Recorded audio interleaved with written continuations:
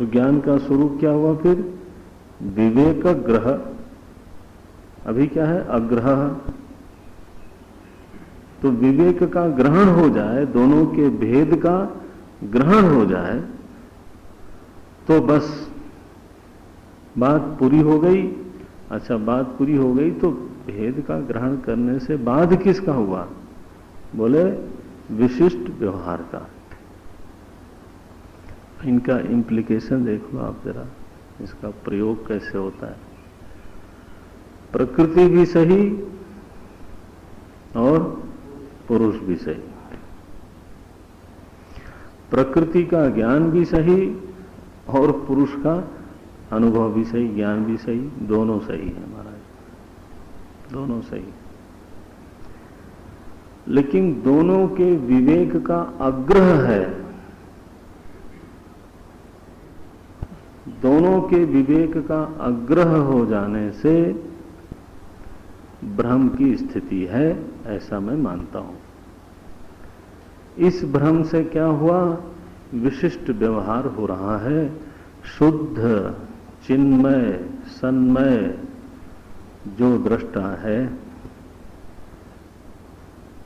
असंग जो दृष्टा है, वो कर्ता भोक्ता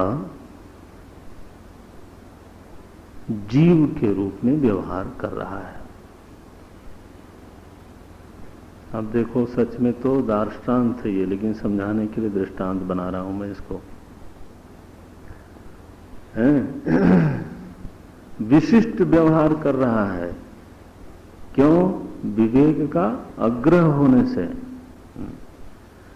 प्रकृति और पुरुष में जो विवेक है वो ग्रहण नहीं कर पाया आपने, इसलिए जो असंग, जो चेतन, जो सन्मात्र दृष्टा है, वो हो गया कर्ता, वो हो गया भोक्ता, वो हो गया जीव और वो हो गया संसारी। तो ज्ञान होने के बाद किसका होगा? बोले इसी संसारित्व का, कर्तृत्व का, गमनागमनत्व का, इसी का बाद होगा। पुरुष का बाद नहीं होगा, प्रकृति का बाद नहीं होगा, पुरुष ज्ञान का, प्रकृति ज्ञान का बाद नहीं होगा।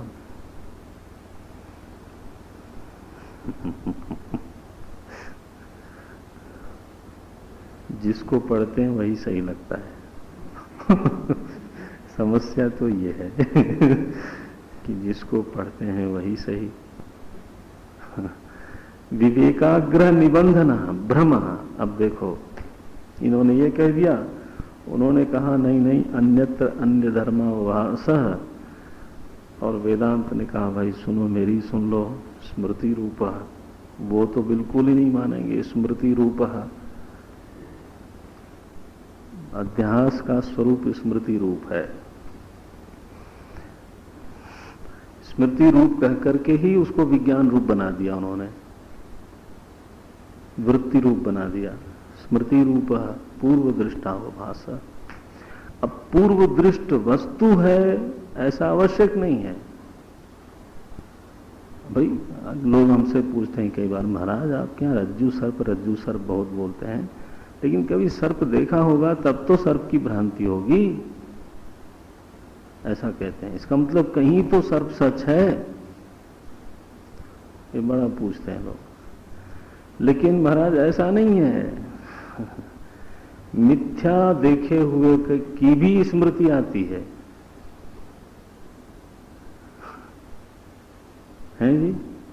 अरे मान लीजिए आपको कहीं नीलिमा का भ्रम हो गया, तो नीलिमा तो पूर्व दृष्ट होनी चाहिए, और वो पूर्व दृष्ट नीलिमा कैसी है? मिथ्या है। पूर्व दृष्ट सच ही होना चाहिए ऐसा थोड़ा वेदांत कहता है। पूर्व दृष्ट मिथ्या हो सकता है और मिथ्या ही है। बोले स्मृति का हेतु संस्कार है। अब संस्कार कभी भोगा होगा तब तो पड़ा होगा, ऐसा बोलते हैं। अच्छा तो बताओ, तुम्हें स्वप्न का भी संस्कार पड़ता है? हाँ, क्योंकि उसकी याद आती है। लोग स्वप्न की याद करते हैं, तो स्वप्न की स्मृति करते हो तो स्वप्न का संस्कार बिना तो नहीं कर सकते स्मृति, ठीक है? तो स्वप्न का संस्कार पड़ा। स्वप्न मिथ्या था कि सच? स्वप्न मिथ्या, उस मिथ्या का संस्कार पड़ा, उस संस्कार की स्मृति आई। तो स्मृति के लिए पूर्व दृष्ट होना आवश्यक है। जो देखा गया है वो सच ही हो ऐसा आवश्यक नहीं है। ये वेदांत लोग, वेदांत ने अपना ठोका है।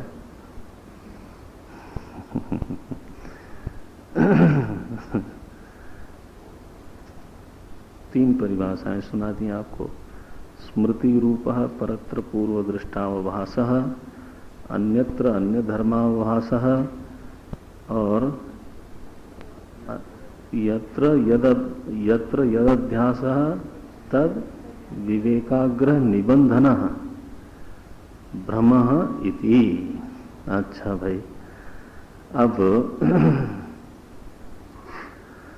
अब आए महाराज शून्यवादी की परिभाषा है ये, असत ख्याति।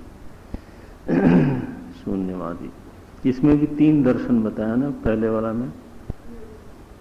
हाँ, सांख्य, मीमांसा और योग, तीन दर्शन इसमें, और तीन दर्शन अन्यत्र अन्य धर्मावध्यास में, अन्यत्र अन्य धर्मावभास में। कौन सा? न्याय, वैशेषिक और योगाचार या क्षणिक विज्ञान। तीन तीन छह है ना,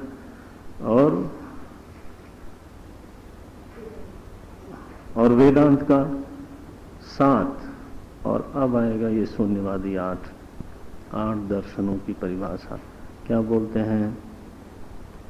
अन्य तो दूसरे लोग ऐसी परिभाषा करते हैं। क्या करते हैं भाई ये लोग? बोले यत्र यत अध्यासः, यत्र माने यस्मिन, अधिष्ठान है ये। यत्र यत अध्यासः, यत अध्यास माने यस्य अध्यासः, जिसमें जिसका अध्यास हुआ है, तस्यैव विपरीत धर्मत्व कल्पनाम आचक्षते इति। तस्यैव यस्य धर्माध्यासः तस्यैव, यस्य का तस्य बनाया, जिसके धर्मों का अध्यास हुआ है उसके ही विपरीत धर्मत्व की कल्पना अध्यास है। ऐसा जटिल बना के परिभाषा की गई है। क्या करते हैं लोग आम? अब इसको दृष्टांत से देखिए। ये क्या बोलते हैं? रजत सीप का ही दृष्टांत लेके चलते हैं, क्योंकि सब में घटा के देखते हैं, निर्वाह हो जाएगा सबका। सीप है अधिष्ठान यत्र,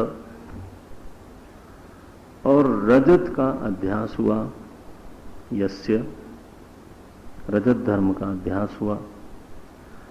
शून्यवादी का मत क्या है कि रजत असत है,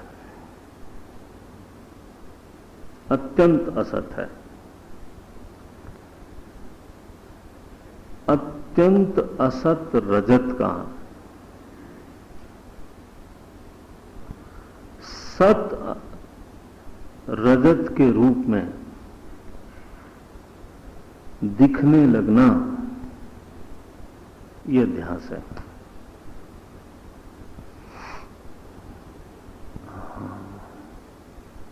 अत्यंत असत रजत का सत रजत के रूप में विपरीत धर्मत्व है ना, अत्यंत असत रजत का सत रजत के रूप में दिखने लगना, यह अध्यास है। कहां दिखने लगना भाई? सीप में? बोले तो सीप तो अधिष्ठान हो गया, ये वेदांती लोग पूछते हैं। निरधिष्ठान भ्रम कभी हो सकता है, ये वेदांती लोग पूछते हैं। तो ऐसा नहीं है, इसका भी वो उत्तर देते हैं हाँ? कि फिर सीप भी अध्यास है। सीप अध्यास है माने क्या? अत्यंत असत सीप का, अत्यंत असत सीप का सत सीप के रूप में भासना। बोले महाराज ये कहां भास रहा है? कहीं तो अब सीप को भी आपने अध्यास, पहले रजत को अध्यास कहा, अब सीप को कह रहे हो, ये कहां भास रहा है? और बोले तुम्हारे मन में भास रहा है, और कहां भास रहा है? जहां भास रहा है वो भी अध्यास है।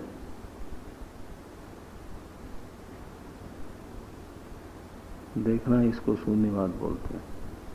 अब मन पे ही सीधे आ जाता हूं मैं, तो मन में भास रहा है। बोले मन स्वयं अध्यास है, क्या मतलब हुआ इसका?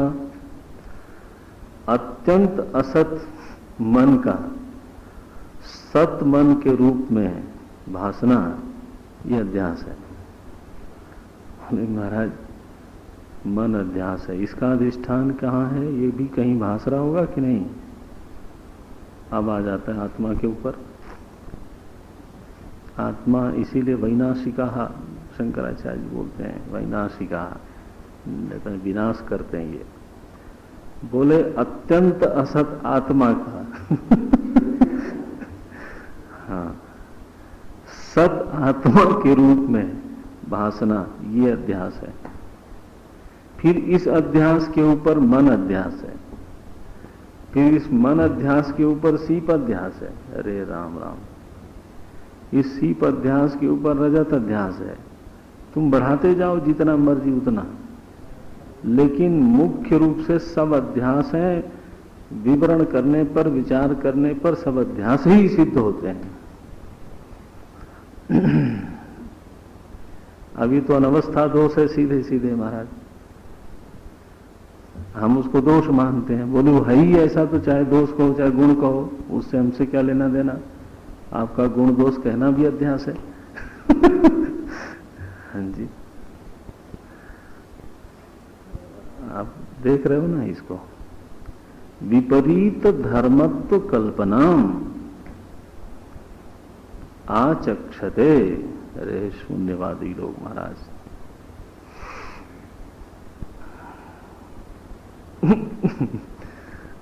यत्र यत् अध्यासः तस्यैव विपरीत कल्पनाम, विपरीत धर्मत्व कल्पनाम आचक्षते इति। अब शंकराचार्य महाराज ने यहां पर किसी का खंडन नहीं किया। बोले महाराज अभी आप लोग जो बोलना हो बोल लो, मुझे इस बिंदु पे आप लोगों से कोई विवाद नहीं करना है, इसलिए मैंने भी थोड़ा ही कहीं कहीं टच कर दिया, अन्यथा कुछ बोला नहीं। केवल जिसका जो मत है वो सुना दिया।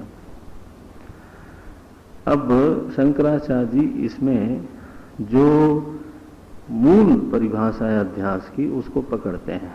बोले भाई देखो, आप सबने जो जो कहा उसमें जो विवादांश है उसको हम अभी एक तरफ रखते हैं, और जो निर्विवाद अंश है ना, उसको तो सामने रखते हैं। वो इतना ही है, सर्वथापि तू, सबका विशेष विशेष होने पर भी सर्वथापि तू अन्यस्य अन्य धर्मावभासताम न व्यभिचरति। अन्य में अन्य के धर्म का भाषित होना न व्यभिचरति, माने इसमें किसी का व्यभिचार, किसी का विवाद नहीं है। इसमें सभी लोग समान हैं। कोई ये नहीं कहता कि स्व में स्व के धर्मों का भासना अध्यास है ना। सबने इतनी बात मानी है कि अन्य में अन्य के धर्म का भासना अध्यास है, तो हम भी चलो इतना मान लेते हैं। सर्वथापि, कुछ भी कह लो, सर्वथापि तू अन्यस्य अन्य धर्मावभासताम न व्यभिचरति तथा च लोके अनुभवः। बोले लोक में ऐसा अनुभव भी यही है। कोई कहे कि अध्यास होता ही नहीं है, वो झूठ बोलता है। क्योंकि समाज में दैनिक जीवन में अध्यास होता रहता है। बोले तथा च लोके अनुभवः शुक्ति का ही रजतवत अवभासते। ये दृष्टांत भाष्यकार ने ही लिया था, इसलिए सारे टीकाकारों ने इस दृष्टांत का आधार बना के निर्वाह किया है सबका। शुक्ति का ही रजतवत अवभासते। ये जो सीप है वो चांदी की तरह भासती है। वत वत रजत वत अवभासते। शुक्ति का ही रजतवत अवभासते। एकः चंद्रः सद्वितीयवत इति। रत्न प्रभा में स्वामी गोविंदानंद जी महाराज कहते हैं कि शुक्ति का ही रजतवत अवभासते, ये साक्षी के ऊपर अहंकार के अध्यास के लिए कहा गया है। माने इस पर इस दृष्टांत के अनुसार साक्षी और अहंकार का मनन करना चाहिए। और एकस चंद्रः द्वितीयवत इति, इस दृष्टांत से अद्वितीय का नानात्व के रूप में भासना। माने एक ब्रह्म अद्वितीय ब्रह्म है तो वही नाना रूप से भासित हो गया। इसके लिए एकस चंद्रः है ना द्वितीयवत। देखो इसमें कैसा है, दोनों दृष्टांतों का फर्क है। शंकराचार्य जी ने दो दृष्टांत दिया तो कोई काम तो होगा। अब देखो सुक्ति का अलग वस्तु है, रजत अलग वस्तु है, रजत का स्मरण है ना, वो तो ठीक है।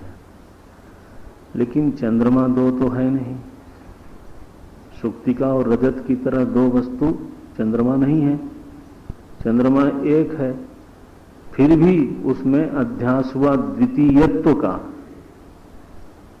इसमें चंद्रमा में सूर्यत्व का अध्यास नहीं हुआ, चंद्रमा में मंगलत्व का अध्यास नहीं हुआ। देखो है ना, चंद्रमा में किसका अध्यास हुआ?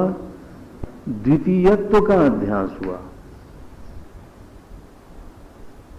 यह अध्यास तो गड़बड़ वाला है। एक में दो का अध्यास हुआ।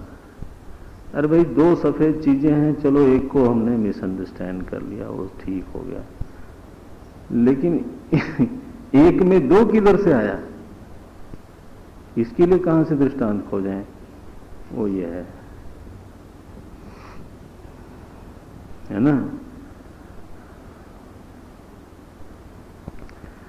हमारे यहाँ कहते हैं ये संप्रदाय में लोग, सादृश्य के कारण रजत और सीप में जो सादृश्य है इसके कारण रजत का संस्कार तुरंत स्मृति पटल पे आ गया। दो हैं, दोनों में सादृश्य है, इस सादृश्य के कारण संस्कार स्मृति पटल पर प्रकट हो गया। लेकिन यहां चंद्रमा तो एक ही है, दो है ही नहीं है, सादृश्य का क्या मतलब?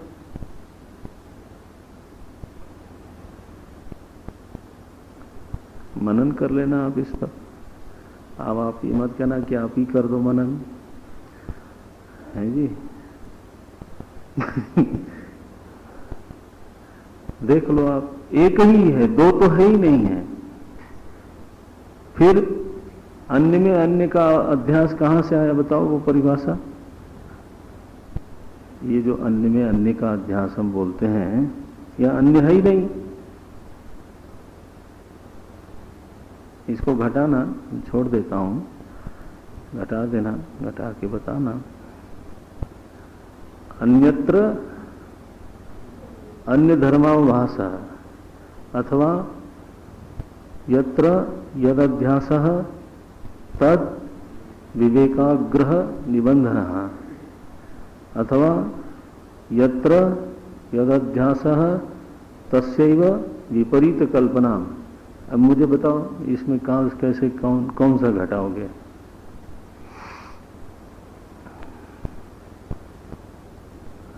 सादृश्य ही नहीं है, क्योंकि दो चीज नहीं है, चंद्रमा एक है। अध्यास हुआ है द्वितीयत्व का। अध्यास इसमें तीनों हमारा स्वरूपाध्यास भी है, हाँ, ज्ञानाध्यास भी है, संसर्गाध्यास भी है। जो दूसरा चंद्रमा है वो बिल्कुल है ही नहीं, स्वरूप से ही अध्यस्त है। और दूसरे चंद्रमा का ज्ञान भी अध्यस्त है, और उसका दूसरे चंद्रमा से संबंध भी अध्यस्त ही है। बहरहाल, तो ये जो दृष्टांत है, रत्न प्रभा टीका बोलती हैं कि ये अद्वितीय में नानात्व का अध्यास कैसे हुआ, इस बात का संकेत करने के लिए ये दूसरा दृष्टांत दे दिया। सुक्तिका में रजत का अध्यास साक्ष्य में अहंकार के अध्यास को समझाने के लिए दिया है, ऐसा कहा गया। यहाँ पर हम छोड़ देते हैं इसको। अब एक प्रकरण पूरा हुआ है। अब पूर्व पक्ष फिर से उठ खड़ा हुआ। उसने कहा, महाराज आपने अध्यास का लक्षण तो बता दिया, सबके मतों के अनुसार बता दिया। अब मुझे एक बात बताओ कि ये जो आत्मा में अध्यास बता रहे हो आप, यही तो बता रहे हो कि आत्मा में प्रपंच का अध्यास हुआ है। ये किसको गप हाँक रहे हो? क्या इतना ही मूर्ख समझ बैठा है?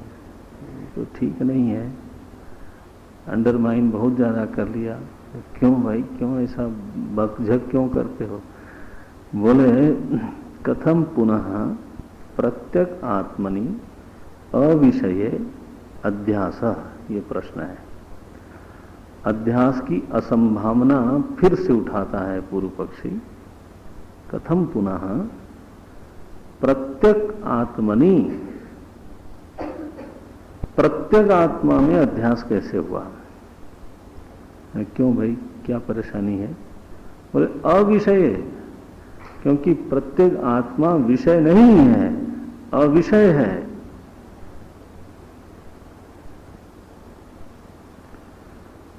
कथम पुनः प्रत्येक आत्मनि अविषय अध्यास, जो आपका विषय ही नहीं बना उसमें फिर अध्यास कैसे कर दोगे आप?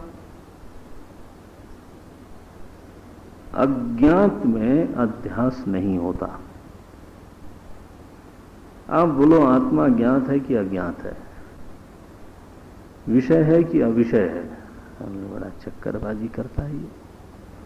बोले अगर ज्ञात कहते हो तो घर जाओ, तो फिर क्या प्रयास कर रहे हो? अध्यास भाष्य पढ़ो चाहे कुछ पढ़ो, ज्ञात है मौज करो। अज्ञात है तो उसमें अध्यास हो नहीं सकता। अविषय में अध्यास नहीं होता। घुप अंधेरा हो, कुछ दिखता ही न हो, उसमें रज्जू पर सर्प थोड़ो देखोगे आप। रज्जू ही नहीं दिखी तो सर्प किधर दिखेगा?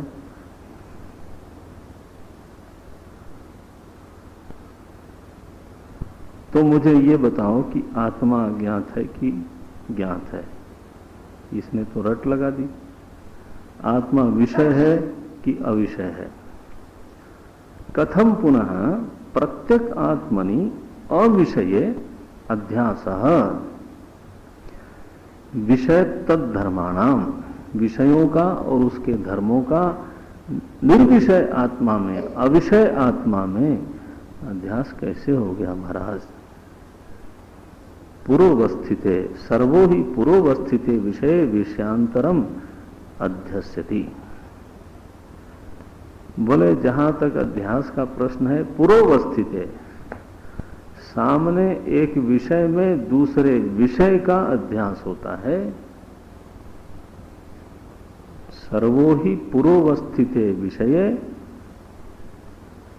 सामने सम्मुख स्थित विषय में विषयांतरम अध्यसति, दूसरी भी एक सामने ही रहने वाली वस्तु है, विषय है, उसका अध्यास होता है। विषय का विषय में अध्यास होता है, विषय का अविषय में अध्यास नहीं होता। ये आपने हमको कहाँ फुसला दिया महाराज? ऐसा प्रश्न करता है। अब कल देखेंगे, क्योंकि वो भद्रेश जी के साथ शिविर में आए हुए लोग आज पादुका पूजा करने वाले हैं, ऐसा मुझे बताया गया है ना। और तो वो लोग थोड़ी तैयारी करके पादुका पूजा करेंगे। ओम तत्सत। हरि ओम हरि ओम हरि ओम हरि ओम। ओम पूर्णमदः पूर्णमिदं पूर्णात् पूर्णमुदच्यते पूर्णस्य पूर्णमादाय पूर्णमेवावशिष्यते। ओम शांति शांति शांति। हरि ओम श्री गुरुभ्यो नमः। हरि ओम।